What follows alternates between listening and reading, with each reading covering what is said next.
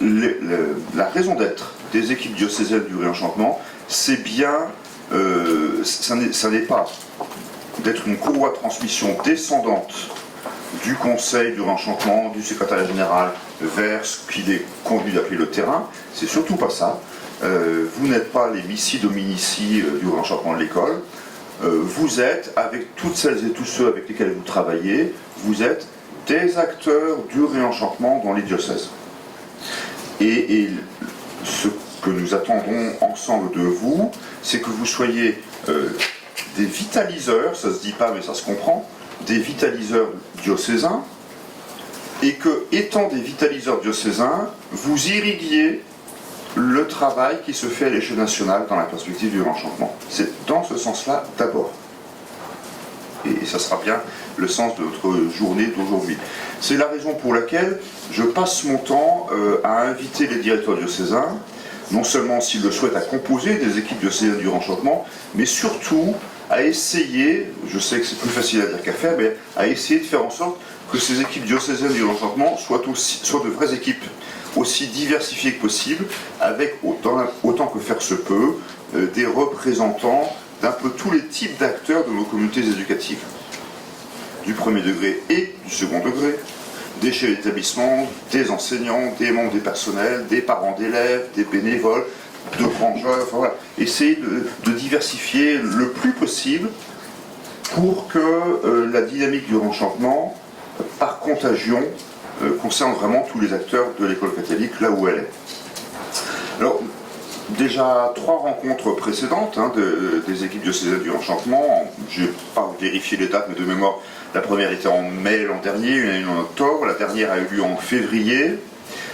Et au fil de ces journées, et puis au fil de ce qui se vit dans le territoire, alors je suis peut-être naïf, mais c'est une naïveté que j'assume, je suis peut-être trop optimiste, mais quand même, tout en ayant conscience de tout ce qui reste à faire, j'ai malgré tout le sentiment qu'une vraie culture commune est en train de se construire. Et ça, évidemment, ça me réjouit profondément. Et je fais l'hypothèse que si cette culture commune se construit peu à peu, on n'est pas là pour faire du chiffre, on n'est pas là pour faire du spectaculaire, on est là pour travailler dans la durée. Si cette culture commune peu à peu se construit, c'est que, semble-t-il, elle répond peut-être à des attentes, ou elle rencontre peut-être des aspirations, pas toutes, mais certaines d'entre elles. Quand on synthétise un petit peu tout ce que vous avez dit, vous, notamment lors de la précédente journée des équipes diocésaines du réenchantement, celle de février, celle du 2 février dernier, il y a des choses qui ressortent assez fortement. Donner du sens, prendre soin, faire alliance, développer une culture de la gratuité, de l'humilité, une culture de la patience et de la lenteur.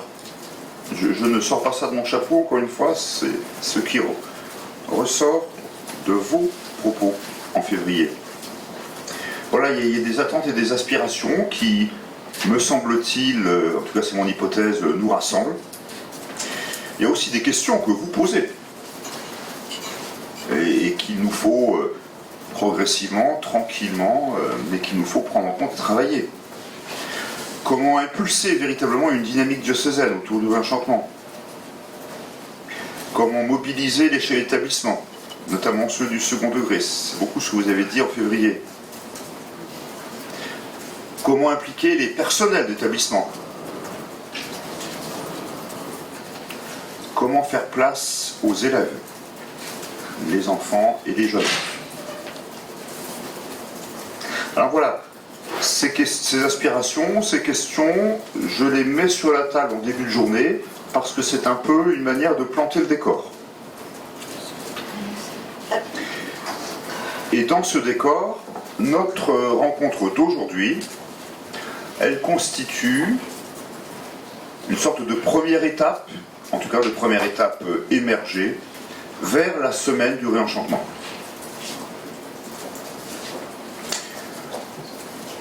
Alors cette semaine nationale du réenchantement, je vous rappelle qu'elle aura lieu durant la première semaine de février.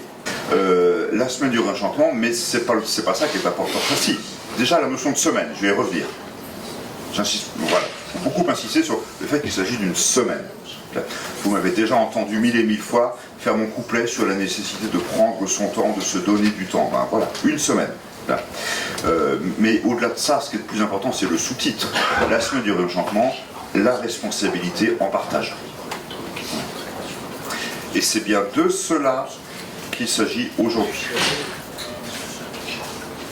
Une semaine autour de nos manières de partager ensemble la responsabilité. Cette rencontre du 8 juin se prolongera par 2 rencontres dans la foulée, 19 septembre et 5 décembre. Alors maintenant, j'en viens justement à cette semaine. Cette semaine de février prochain. Le schéma de la semaine, de manière très délibérément très sommaire pour le moment, parce que c'est ensemble qu'on va le remplir. Le schéma de la semaine. L'idée, c'est bel et bien de vivre quelque chose à l'échelle nationale de l'enseignement catholique, mais de ne surtout pas vivre une grand-messe où on se retrouve à 2000, 3000, 10 000, 50 000, à Bercy, au Stade de France, bon, je dis n'importe quoi, mais vous voyez ce que je veux dire. Il ne s'agit pas de construire un rassemblement national qui serait la grand-messe de l'enseignement catholique. Ça a eu son sens et ça a eu sa fécondité en son temps. Et je le pense réellement. Mais je crois qu'il nous faut aussi aujourd'hui vivre autre chose, ou vivre les choses différemment. Donc il s'agit bien d'un moment de mobilisation nationale de l'enseignement catholique, mais cette mobilisation, moment de mobilisation nationale, ce dont il est question, c'est de le vivre dans les territoires, en partant des établissements, en partant des communautés éducatives.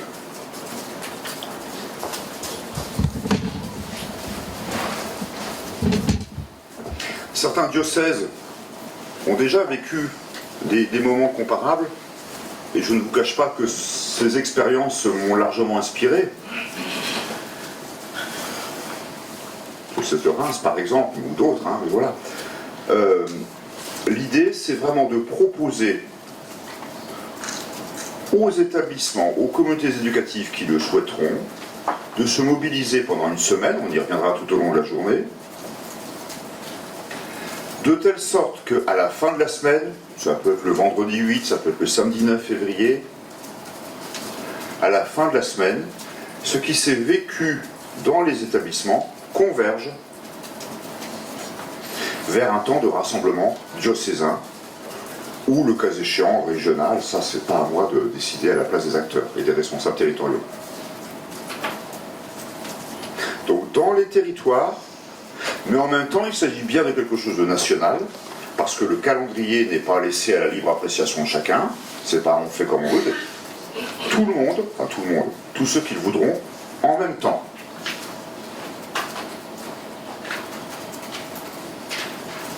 Avec possibilité, mais on verra ça ensemble au fur et à mesure qu'on construira les propositions, avec possibilité, dans le courant de la semaine, comme le vendredi ou le samedi, avec tous les moyens numériques, vidéo et autres qu'on peut imaginer, d'avoir des rendez-vous communs, des carrefours partagés, d'un territoire à l'autre ou sur une échelle franchement nationale.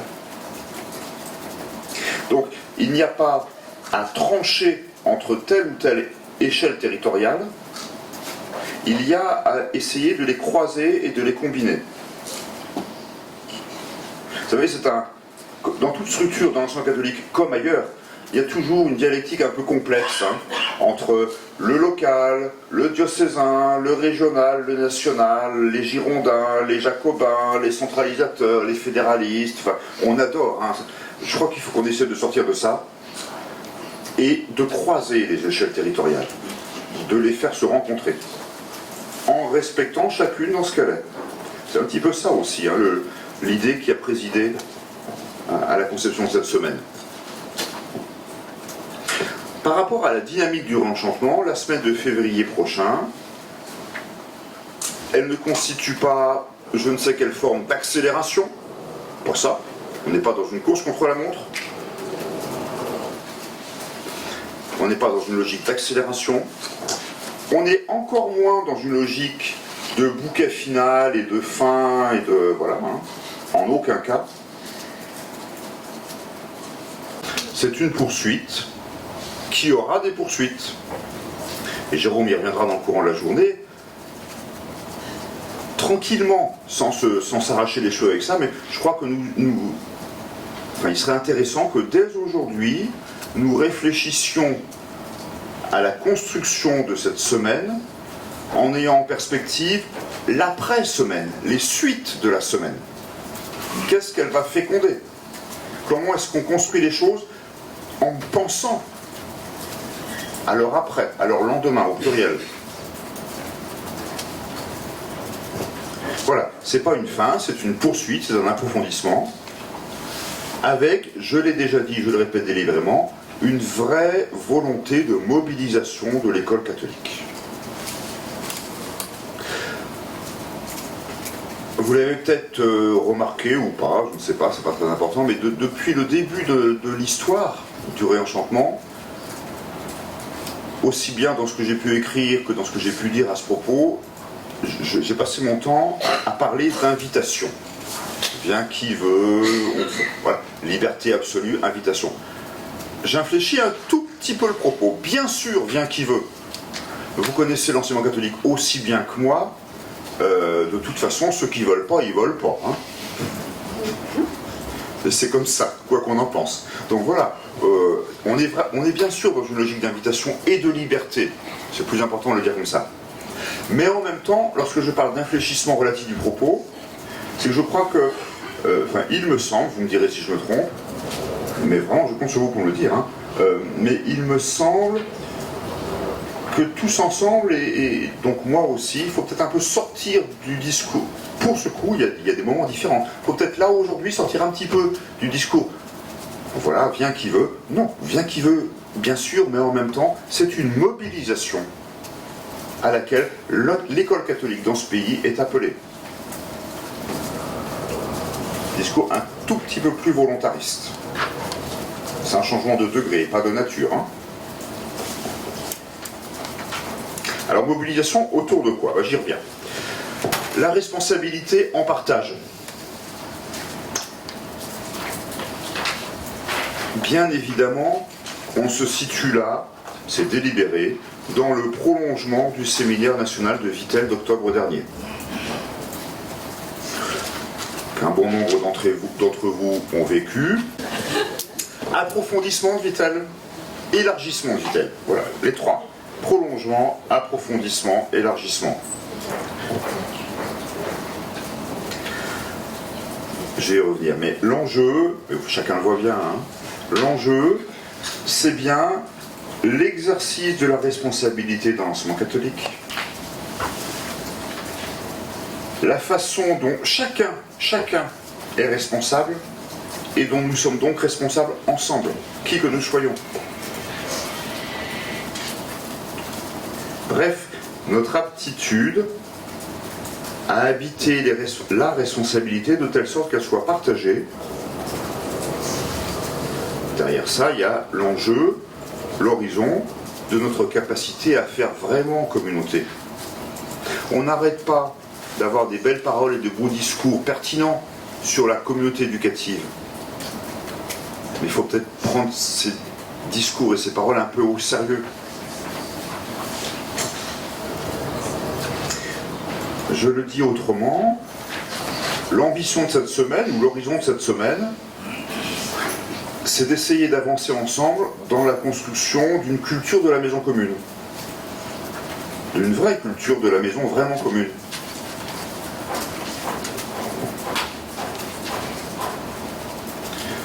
S'approprier l'idée, parce que c'est une réalité, que tous qui que nous soyons, mais quand je dis tous, c'est pas seulement vous et moi dans cette pièce, hein, c'est les élèves, c'est les bénévoles, c'est les personnels, c'est les profs, c'est tout le monde. Tous qui que nous soyons, nous comportons une part de responsabilité.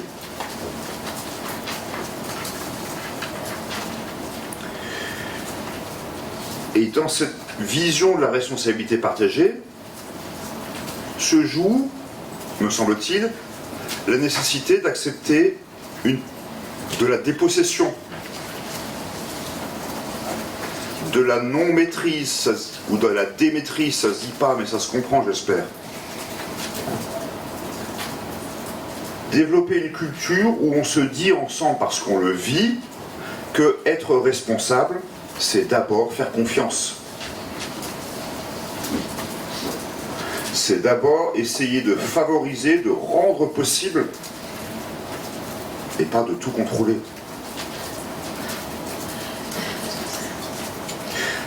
Pardonnez-moi, je me permets d'insister là-dessus, ça me semble important. Je suis de plus en plus, avec le temps, je suis de plus en plus convaincu que ce qui fait le changement, ce qui fait le vrai changement, c'est d'abord le changement de nos attitudes intérieures. Le vrai changement, c'est d'abord le changement de nos attitudes intérieures. Je cite souvent, donc pardon si ça se répète, une phrase de Mère Teresa, ou de Sainte Mère Teresa, qui un jour a dit ceci, le changement dans l'Église, c'est d'abord toi et moi. Le changement dans l'enseignement catholique, c'est d'abord toi et moi. Et donc nous, ensemble. C'est tout simple comme phrase, mais ça dit bien les choses.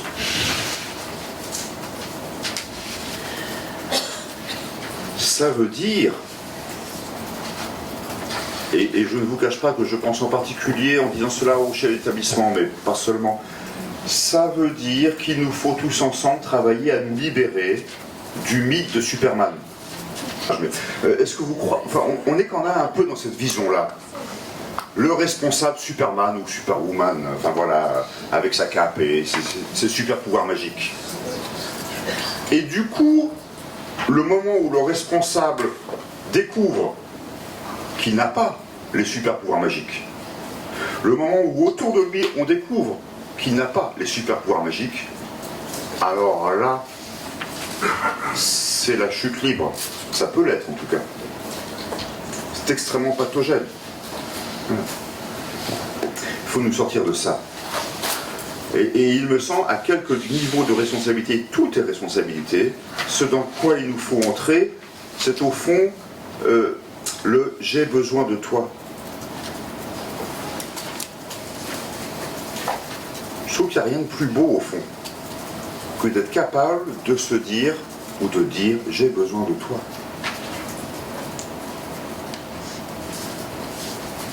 J'ai besoin de toi et ensemble nous pouvons y arriver. Au fond, pour moi, la responsabilité partagée, c'est ça, d'abord, tout simplement. Pas besoin d'aller chercher des choses très compliquées. C'est déjà un peu ce qu'on a cherché à vivre et à travailler à Vittel. Mais voilà, en termes de cible, ce qui était ciblé à Vittel, c'était les équipes des directions diocésaines. Directeurs diocésains et leurs équipes. C'est bien pour ça que tout à l'heure j'ai parlé à la fois d'approfondissement et d'élargissement. La semaine de février prochain, le cœur de cible, ce sont les établissements, les communautés éducatives. Vous voyez, on procède par étapes. Vittel, c'était les DDEC. La semaine de février, les établissements, les communautés éducatives. Et sans préjuger de la suite et sans préjuger de la réflexion que nous construirons ensemble, je partage avec vous le fait que dans mon esprit, on pourrait concevoir une troisième étape pour après, pour plus tard. Et cette troisième étape, me semble-t-il, ça pourrait être la classe. La classe et la relation éducative, pédagogique, humaine entre le maître et les élèves. J'aime bien le mot maître, c'est mon côté ringard. Il s'agit de penser la semaine de février en partant des établissements, en partant des communautés éducatives. Certainement pas pour les écraser, pour les asphyxier avec une liste paralysante de choses à faire en plus. Il ne s'agit pas d'abord de faire des choses en plus, mais plutôt dans mon esprit de travailler sur ce qu'ils font déjà. D'entrer, ou d'entrer encore plus, dans une culture commune de la relecture.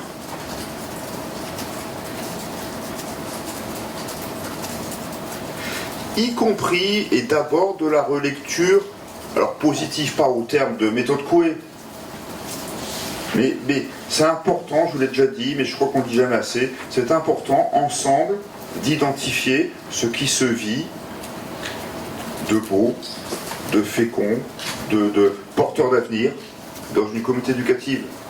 Parce que ça permet ensuite de ne pas occulter les cailloux dans les chaussures. Ou éventuellement les pierres dans les chaussures. Mais si on commence par les cailloux, par les pierres, c'est foutu. Voilà, il faut bien les deux. Voilà. Pas faire des choses en plus, mais travailler sur ce qu'on fait. Et donc, je le dis autrement, mais en termes de dynamique diocésaine, ça me semble important. Et donc, il ne s'agit surtout pas, à mon avis, il ne s'agit surtout pas de demander aux chefs d'établissement et aux équipes de rentrer dans le réenchantement.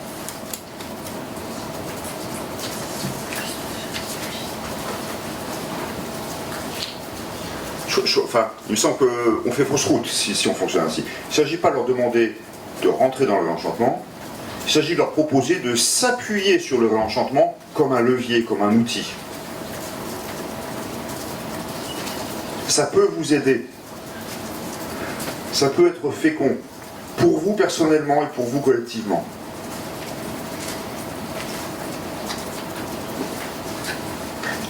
Y compris dans la forme de souplesse, la possibilité de customisation que ça apporte. Il n'y a pas un réenchantement, il y a une culture, il y a une dynamique. Alors j'espère que, je ne suis pas sûr, on va le voir, mais j'espère que vous comprenez mieux le sens de cette journée, évidemment, d'aujourd'hui, évidemment, la construction de cette semaine du réenchantement, elle ne peut surtout pas relever exclusivement du Conseil du réenchantement et ou exclusivement du secrétariat général. Il y a un seul chemin possible, pour moi. Un seul chemin possible, c'est celui qui consiste à construire cette semaine, à préparer cette semaine, selon des modalités aussi cohérentes que possible avec ses horizons, avec ses ambitions. Ça serait un non-sens et un contre-témoignage absolu que de préparer une semaine, partager la responsabilité, en la faisant préparer par 3-4 gourous, experts, surhommes ou que sais-je encore. Voilà, ça n'aura pas de sens. Ce qui signifie, ça vaut pour chacun de nous, accepter de sortir d'une logique de la maîtrise centralisée et descendante. Quelle que soit l'échelle territoriale où on se situe, nationale ou régionale ou diocésaine. Acceptons, mais c'est inconfortable, ça peut l'être, hein. Acceptons de sortir de cette logique de la maîtrise, centralisée, descendante. Acceptons l'inconfort, acceptons l'incertitude, dans l'espoir, dans l'espérance, que de cette incertitude naîtra du foisonnement, du bourgeonnement. L'idée, c'est, on a du temps devant nous, pas trop de temps, on a du temps, février c'est pas demain, on a du temps pour construire des outils de communication, c'est important, réfléchir à des supports pour la réflexion, et puis surtout peut-être ensemble, réfléchir à au pluriel, vraiment, des schémas d'animation qui peuvent être proposés, mais tout ça dans le souci d'une grande liberté, et d'une grande liberté proposée aux acteurs des communautés éducatives. Voilà, j'aurais plein d'autres choses à vous dire encore, mais je crois qu'il faut que je m'arrête là. Non, tu peux encore. Non, ça va, je préfère qu'on... Donc je m'arrête là. L'idée c'est plutôt maintenant que, encore une fois, très tranquillement, très librement,